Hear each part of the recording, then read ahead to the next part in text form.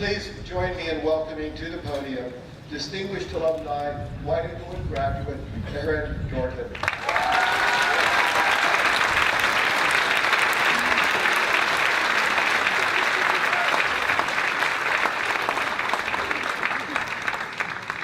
Good morning. Thank you so much, Dr. Desjardins, White Englewood trustees, the administration. I would also like to say hi to the maintenance and the cafeteria and the support staff who do such a great job keeping this school running and making our campus so beautiful.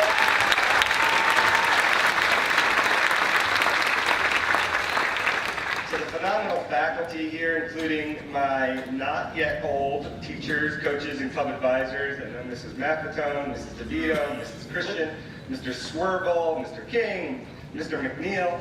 I also want to give a special shout out to my classmate and current Spanish teacher, Miss Dory Levin. And Dory, I don't know where you are, but last night we had our 25th reunion, and all of us decided that you personally are our class gift to this school. So thank you. Thank you for doing that for us. Of course, welcome all the parents, family, and friends who are here to celebrate our most important guests of honor, the graduating senior class of 2018. Let's please give them another round of applause.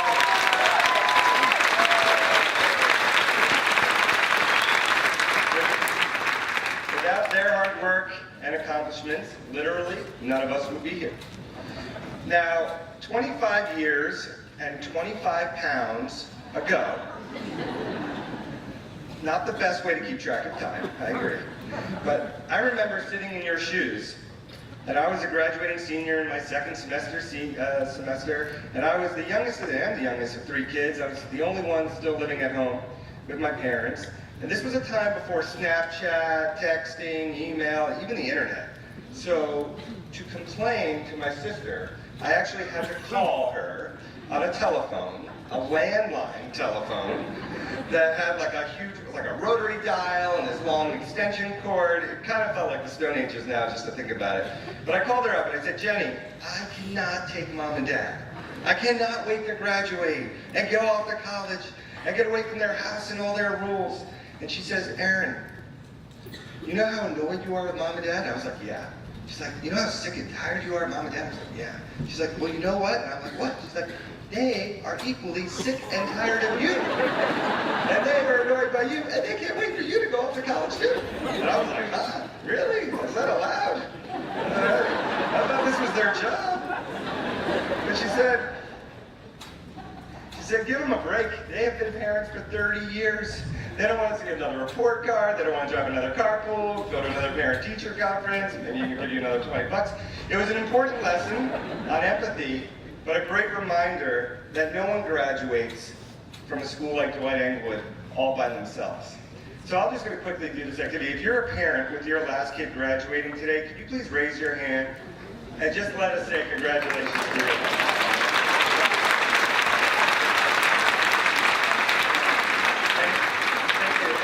Parent with 1 or more children still at home, still working their way through Dwight, please raise your hand also. Well, we want to say good luck and may the force be with you. Now, after high school, sure, I went on to graduate from college, actually 2 different graduate schools, but I feel no school improved my life more than Dwight Englewood, and more importantly, I feel no school put me in a position to improve the lives of others more than Dwight Englewood. Now, when I was here, there were always a few kids in every grade I used to call, we like to call the what did you get kids. Maybe you know those kids. Those kids run around after every test of paper asking everyone, what'd you get? What'd you get? Now, those kids never bothered me much, and they weren't really interested in my grades. I didn't threaten them with my grades. But as you sit here graduating, it's still a useful question and fair question to ask. What did you get? What did you get from Dwight Englewood that you might actually take with you later on in life? And since I never told anyone those grades before, and since it's been so long, I hope no one can go back and double check. I would now like to kind of rewrite history and tell everyone here, right now, in front of everybody, about the 4 straight A's I once got at Dwight Englewood. Now, the first A, I'll tell you, stood for appreciation. And it's true. One of the main reasons I appreciated Dwight so much was because I didn't actually get to start here until 10th grade. And for various reasons, between 7th and 9th grade, I was in 4 different schools. I was in large public schools in California, small parochial schools here in New Jersey, some schools that were safe, and some schools where fights broke out every single day. Some schools where I was considered a great athlete, a great student, and some schools where I was not.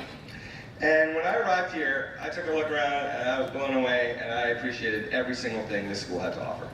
Now, we didn't have this beautiful STEM center back then, but I was still into the campus, the coop, the cafeteria. I can tell you that on my first day in the cafeteria, I had my tray, got to the end of the line, and I asked my friend, I said, like, where do I pay? And they said, you don't have to pay. I'm like, what do you mean? He's like, it's part of your tuition. You could go back and eat as much as you want. I was like, no way! That's amazing! I appreciated the strategic schedule here, where they built in and assumed you needed real extra mandatory help time with your teachers, so they had that in the schedule along with time to join a couple of activities and clubs, so then you would still have time after school to be on sports teams or in drama, and that way we could all look so well-rounded when we applied to college. I appreciated, like our earlier speaker mentioned, that we were not just simply known as a student ID number, and you could really tell that all the staff took the time to get to know and support the students.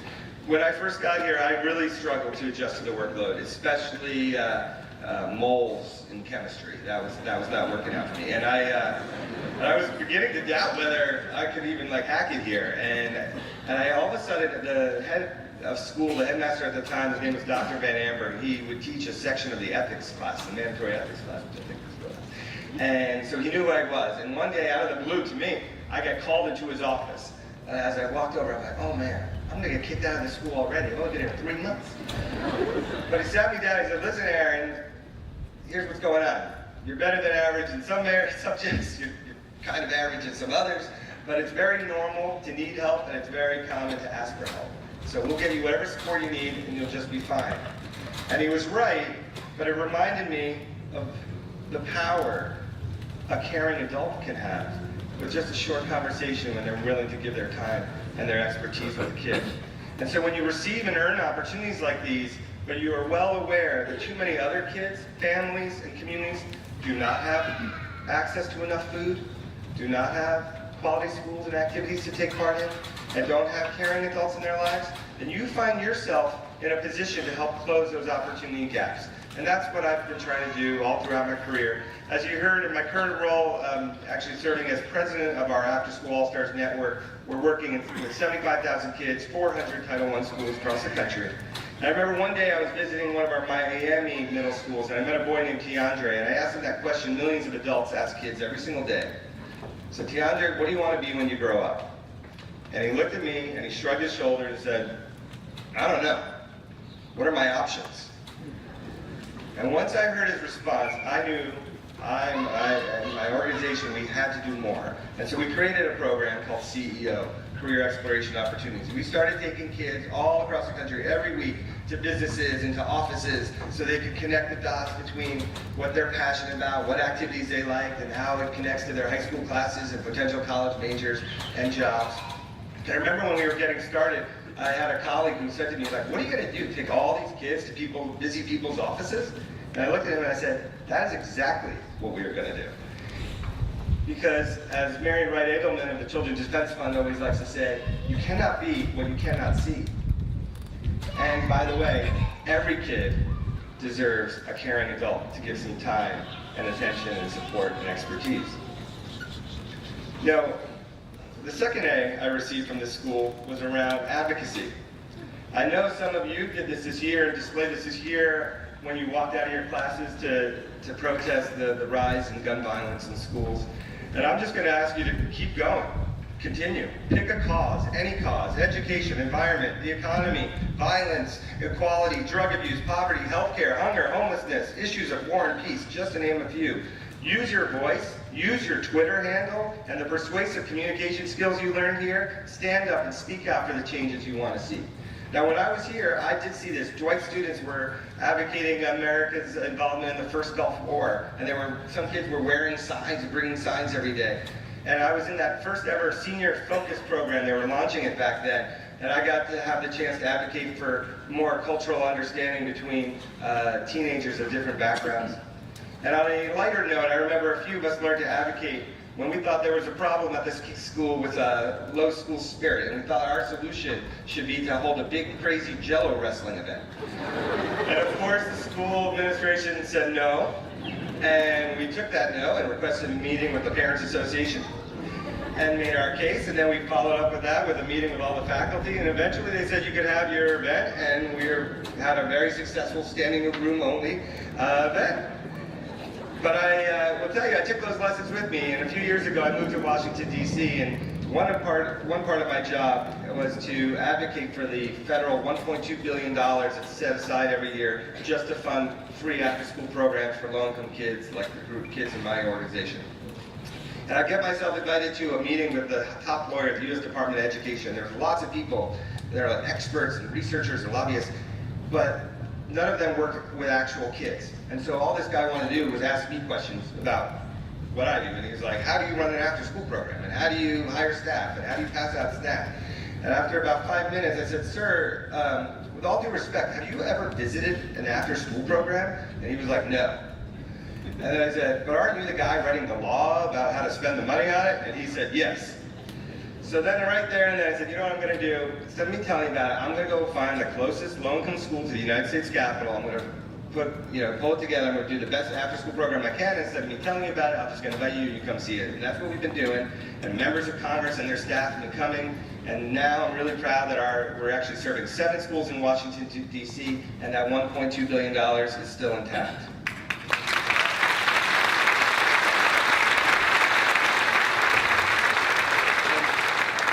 From these experiences, I saw that if you ask respectfully, don't stop when you hear that first no, include others in the decision process, and are willing to do the bulk of the work, but also share the bulk of the credit, then you can usually make a lot of the ideas you advocate come to life. The third A I received from this school was around accountability. And before Dwight, I had never seen so many students committed to working so hard.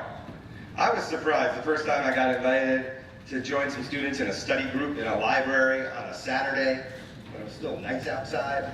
I know you do that, but that was really foreign to me at the time.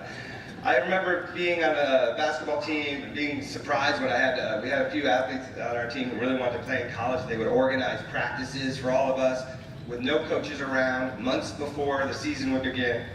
I even remember the parents going above and beyond and driving their kids everywhere and volunteering at all these events. And I could think of my best friend's dad. His name was Phil Stetson. This guy used to come to all our games, not just here at Dwight, but at all those other, like, I don't want to call them random, but little private schools around New Jersey that Dwight would make us play. He would go everywhere. And he would even come when we didn't even play. When we were on the bench, he would still come and cheer us on, and then, give us ice cream and take us home. Sometimes I'll admit, though, I didn't always learn this lesson the right way. Sometimes, instead of going above and beyond, I went a little down and low. In 11th grade, I was on the spring track team. And that, when I was here, was the team that anyone could be on. They didn't cut anybody, so we had like a huge team. But you still got out of gyms. That also motivated a lot of people. And I remember one day our practice was to run to the George Washington Bridge and back. That was going to be the practice. And instead, I went with my friend and we ran to his house. And we got there pretty fast and we watched TV and we ate Oreos and then we threw water on our shirts to look sweaty. And we even took it further and we got a ride back to the school. And the coaches were so impressed. They're like, wow, you guys are making a great time. You're doing so well. And so, of course, like the next week, they had us running in a meet against the fastest kids from the other schools. We got totally crushed and totally blown out. And I learned a lesson never to do that again. But after college, I moved to New York City to start my career. And in my spare time, as you kind of heard, I started volunteering with Big Brothers Big Sisters. And there was a woman running the program. And she said, we have huge waiting lists of teenage boys, but not enough male mentors. And it was true. On other nights of the week after work, I would go to all these gyms and leagues. I'd see hundreds of great guys, all who I thought could be great mentors, but they didn't want to. But they stopped whatever they were doing on Tuesdays and Thursdays at 7 o'clock to play basketball. So a classmate of mine from Dwight, a guy named Joe, together we created this program called Hoops and Leaders. We get all these guys, we got all the kids, we raised the money, we got the New York City Parks Department to give us a gym. We refereed the games, we served food, we led the drills, we had leadership activities, we knew all the kids and people in this program loved basketball, but nobody was really that good at basketball. And so since we knew no one was going to make the NBA, we started inviting people who had jobs connected to the NBA, like a team doctor, or a referee, or a broadcaster, just to show kids other things that were possible. And it's really, exciting is that the camp would end with a tournament and a community service project and an awards banquet. And last year it ran in 7 cities across the country, and LeBron James picked our organization to play for at the NBA All-Star Game, all because of this little mentoring program that we started so many years ago. So all these experiences taught me the meaning of what writer Rushworth Kidder used as his definition of ethics, which is obedience to the unenforceable. The necessity to go above and beyond what is expected and to work hard at something you care about, especially when no one is watching and no one is asking. Now actually, I didn't really get a 4th A. In fact, it was an F. But it was a good F to get. And that F stands for family. And so if you're graduating today, I ask you to take a second. Please think about one of your teachers or your coaches or one of the parents or one of your friends, especially Carl and Lamar.